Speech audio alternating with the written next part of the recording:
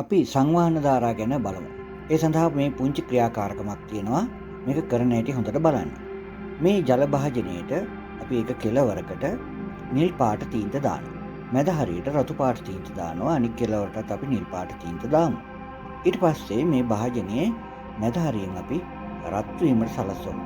අපි දන්නවා සංවහන ධාරා කියලා කියන්නේ රත් වුණාට පස්සේ ඒ රත් වුණු අංශු ඉහළට ගමන් කරනවා. එතකොට අපිට මෙන්න මේ විදිහට අංශු ඉහළට ගමන් කරනවා දකින්නට පුළුවන්කම තියෙනවා. එතකොට මේ අංශු ඉහළට ගමන් කිරීමත් එක්කම එතන පහළින් සිදුවන අඩුව සම්පූර්ණ කරන්න අවටින් ජල අංශු එතෙන්ට ඇදිලා එනවා. ඒ අනුව ඒ අංශු ගමන් කරන ආකාරය මේ වර්ණ තින්ත ගමන් කරන ස්වභාවය අනුව අපිට හඳුනා ගන්න පුළුවන්. මේ හොඳට පේනවා අංශු ඉහළට ගමන් කරනවා.